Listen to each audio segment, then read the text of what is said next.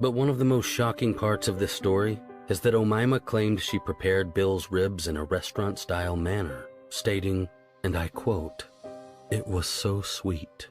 Omaima Nelson was an Egyptian model who immigrated to the United States when she was 18 years old. She was compared to Hannibal Lecter and Jeffrey Dahmer because, after a month of marriage, the 23-year-old bludgeoned her allegedly abusive husband to death. She then chopped him up, cooked his head, and fried his hands in oil. Welcome back to True Stories. Join our family in exploring some of the most twisted true crime cases. As always, don't forget to give the video a thumbs up and subscribe. Now, let's get into it. To say that Omaima Ari and Bill Nelson had a whirlwind romance is an understatement. Only weeks after meeting over a game of pool in a Huntington Beach, California bar, the lovely Egyptian immigrant and the brash Texan drove to Phoenix and got married. It was easy to see why Bill, 56, was attracted to 23-year-old Omaima.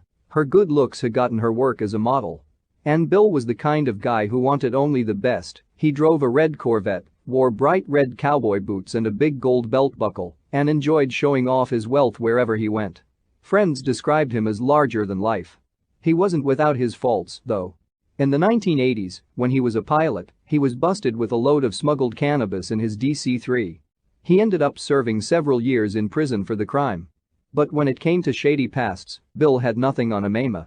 She was born in a poor village in southern Egypt, near the border with Sudan. According to her, her father was violently abusive, physically and sexually, to her and her mother. Perhaps even worse, when she was young, she was subjected to female genital mutilation. Eventually Omaima's mother left her abusive husband. Now in utter poverty, the family moved to a Cairo slum called the City of the Dead because the shacks were built among the tombs. Here, when she was 18, Omaima met an American oil worker, and the two started having a sexual relationship. Omaima's mother insisted the two get married, and Omaima, seeing a way out of the crushing poverty she lived in, agreed. The couple married, and when her husband's job in Egypt finished, they flew to his home in Texas.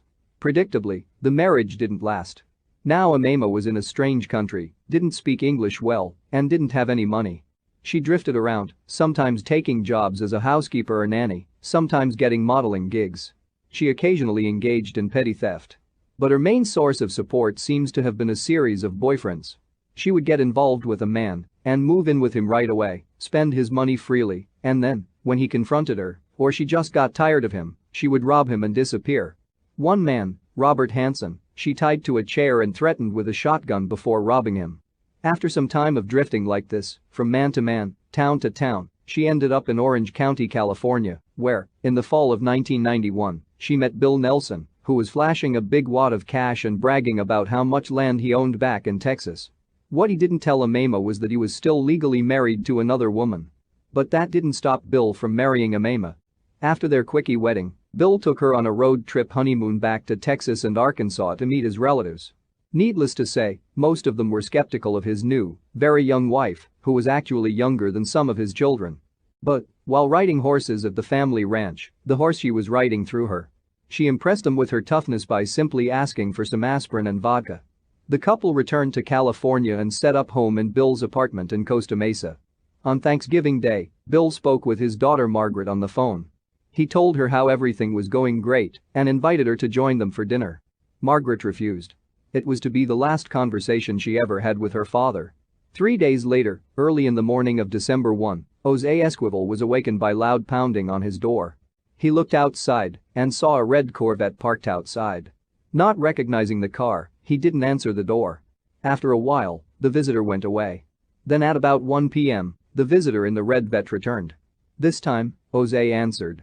When he opened the door, he saw Omaima, a woman he had briefly dated over a year ago. She was crying and had some cuts on her face and hands. Omaima told him that her husband had attacked and assaulted her, so she had killed him in self-defense. She went on to say that she had cut up the body but needed help disposing of it. She told Jose that she would give him $75,000 and 2 motorcycles if he would help her get rid of the body. Jose played it cool. He told Omaima to meet him at her apartment while he arranged to get a truck. When she left, he called the police. The police found Omaima in Bill's Corvette. Next to her, in the passenger seat, were some trash bags.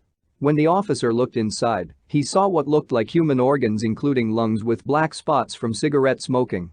When questioned, Omaima gave conflicting and confusing answers. She said that the organs were from someone Bill had killed, then she claimed Bill was away on a business trip in Florida. Police got a warrant to search the Nelsons' apartment. Inside were numerous boxes of computer parts. Bill earned money repairing and selling computers out of his home. But among the boxes were some suitcases.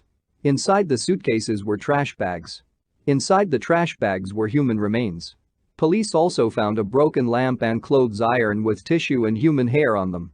As they searched further, they found even more grisly evidence. In the bedroom, the mattress was soaked in blood and the bedposts were all broken. But the worst was in the kitchen. Inside a deep fryer, 2 human hands floated in oil, mixed with turkey meat. In the trash they found pieces of a human hip, mixed in with turkey and cranberry sauce. Inside the freezer, behind bags of frozen vegetables, there was a large round object trapped in foil. It was Bill's head. It was badly burned, as though it, too, had been cooked in a deep fryer. Back at the police station, Omaima kept changing her story. She paced and rambled on, at times acting as though Bill were still alive, at other times claiming a voice like a demon had made her dismember her husband. She repeated the claim that Bill had assaulted her and she had only killed him in self-defense. But when she was forensically examined at a nearby hospital, they found no evidence of sexual trauma. They also stated that the cut marks on her face, hands, and breasts were not defensive wounds, but they would be consistent with injuries sustained while cutting up a body. Meanwhile, the medical examiner pieced together what was left of Bill Nelson. Besides being decapitated, dismembered, and disemboweled, he had apparently been castrated too. Cause of death was determined to be from multiple blunt force injuries to his skull, consistent with being hit by the lamp and iron found at the scene. But perhaps more disturbing was the fact that nearly 100 pounds of Bill's remains were missing. The Nelsons' neighbor told police that he had heard their garbage disposal running constantly for 2 days, starting the evening of Thanksgiving. He said that he could hear the motor grinding as though it was straining. But it was what Omaima said to her court-appointed psychologist that shocked the nation. She said that she had cooked Bill's ribs in barbecue sauce and eaten them, exclaiming, "It's so sweet." And that nothing was sweeter than her husband's meat. She later recanted those statements and now swears she never committed cannibalism. The psychologist diagnosed her as being psychotic and suffering from PTSD. In December 1992, Omaima Nelson stood trial for the murder and dismemberment of her husband. Thanks to Robert Hanson's testimony, the prosecution was able to present a scenario that fit the evidence. In January 1993, the jury deliberated for 6 days before acquitting her on first-degree murder charges. However, she was found guilty of second-degree murder, as well as for the assault on Hanson, and sentenced to 28 years to life. She is serving her sentence in the Central California Women's Facility in Chowchilla. We've come to the end, thank you for watching. Don't forget to give the video a thumbs up and subscribe. Till next time.